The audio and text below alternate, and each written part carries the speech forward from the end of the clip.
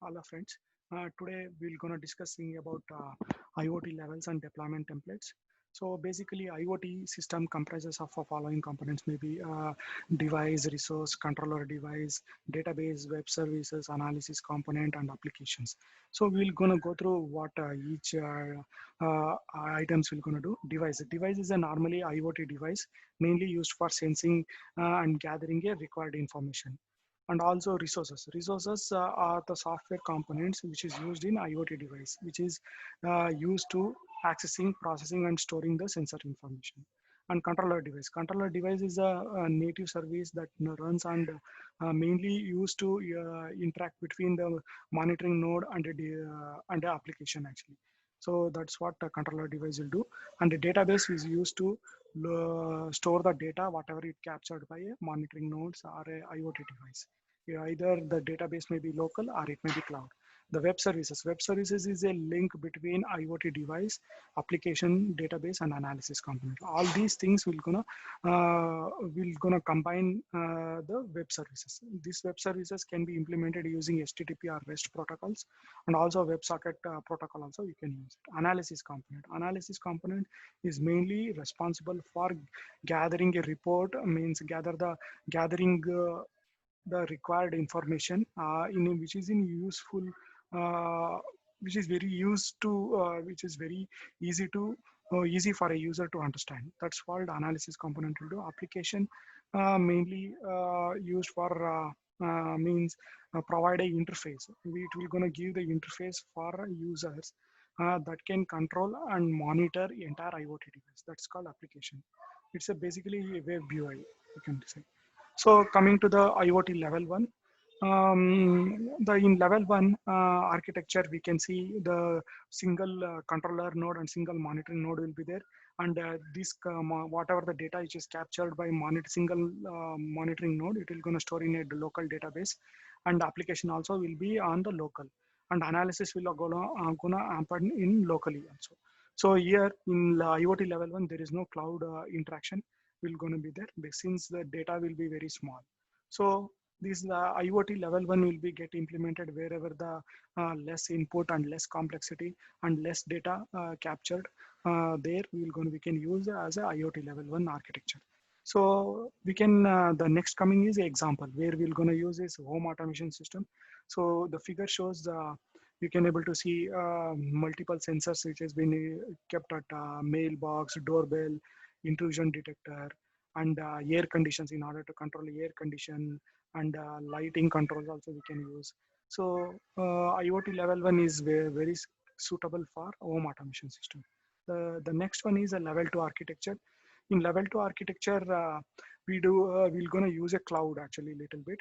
Means for just for storing the data. Here also single controller services will be there and a single monitoring node will be there. So whatever the data sensing will gonna happen, it's a single node, and then but data will be stored in a cloud because of a huge amount of data will gonna gather, but analysis will gonna happen at a locally only, and application will be is a cloud based application. So generally wherever the data gathering will be more, then there we're gonna use level two. So example is a smart irrigation system.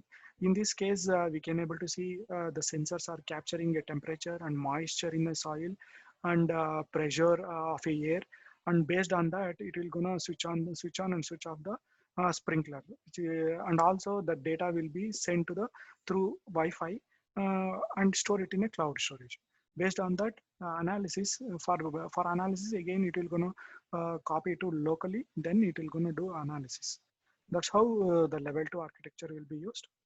And the next one is a level 3 architecture. In level 3 architecture, we're gonna store the data, whatever the data which is captured by a sensor, we're gonna store in a cloud, and also analysis will gonna happen in a cloud.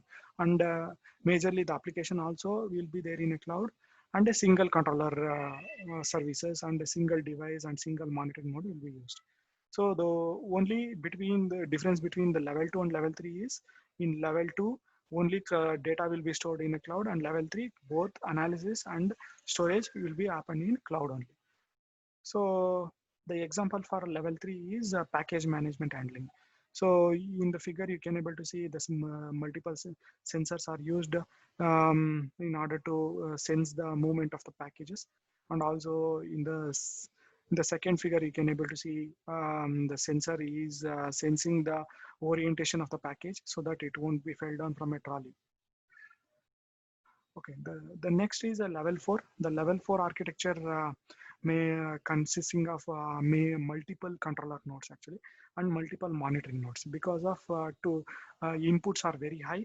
So we're going to introduce a multiple controller nodes, and all this data will going to stored in cloud. And in addition to the multiple controller node, one observer node also will come that will be local, and the entire data will be stored in a cloud, and application will be in a cloud. So and analysis of data will going to happen in the cloud only. You can able to see in the diagram analysis component and observer node. But all these are talking to through REST services, either HTTP or you can able to use WebSocket protocol. So what's the example? Example is noise monitoring. Noise monitoring means here we're gonna get input in all the directions. So you need a multiple controller nodes.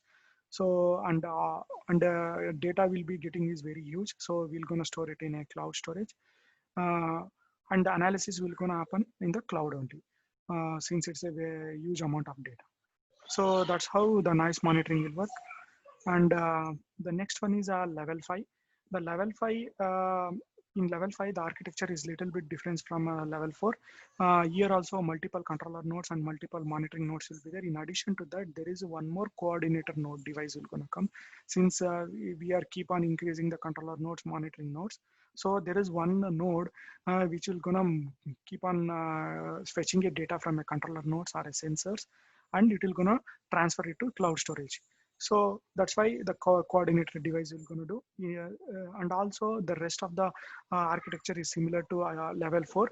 One observer local node will be there, and also one observer cloud side also one observer node will be there, and analysis will gonna happen on the cloud.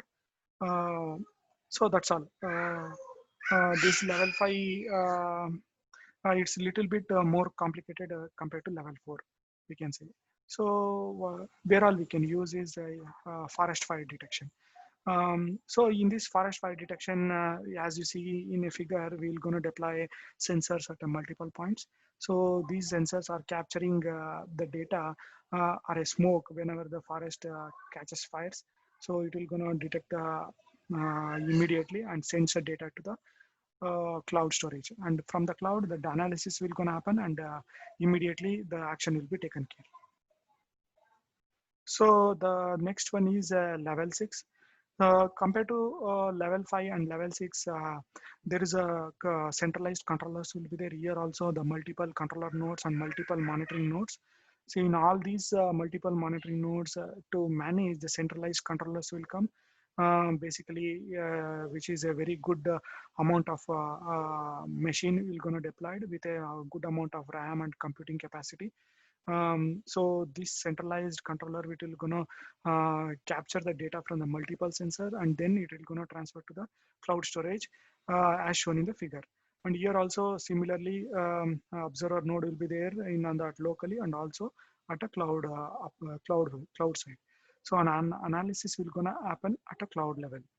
So where all we can implement implement the cloud IoT level 6 means we can see in weather monitoring system here, multiple inputs will be there, inputs coming from different sensors at different areas, and all these things will gonna captured and sending into the cloud storage, and then analysis will gonna do from a cloud application.